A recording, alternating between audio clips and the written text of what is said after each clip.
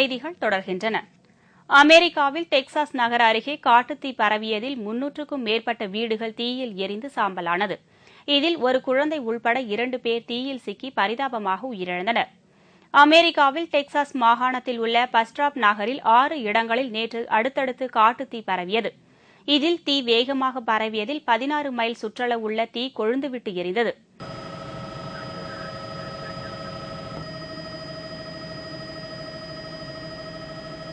இந்த திடீர் காட்டுத்தீயில் 300க்கும் மேற்பட்ட வீடுகள் தீக்கிரையானது. தீயில் சிக்கி 20 வயது பெண் ஒருவரும் அவரது 18 மாத கைக்குழந்தையும் பரிதாபமாக இறந்தனர். கடந்த நவம்பர் மாதம் முதல் இதுவரை இப்பகுதியில் நடந்துள்ள தீ விபத்துகளில் 16 லட்சம் ஹெக்டேர் நிலப்பரப்பு சேதமடைந்துள்ளதாகவும் $500 கோடி மதிப்புள்ள வேளாண் சம்பந்தப்பட்ட சொத்துக்கள் தீயில் சாம்பலாகியுள்ளதாகவும் மதிப்பிடப்பட்டுள்ளது.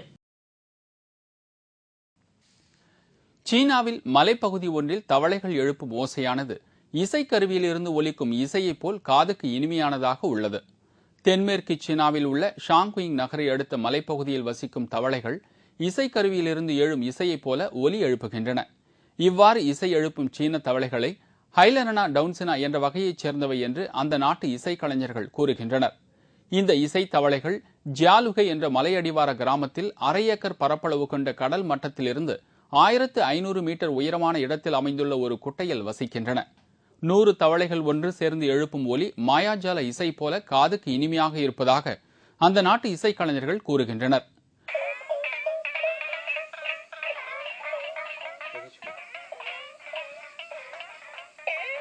இந்த நூதன தவளைகள் பிரவுன் மற்றும் வெள்ளை நிற தோற்றம் உடையவை.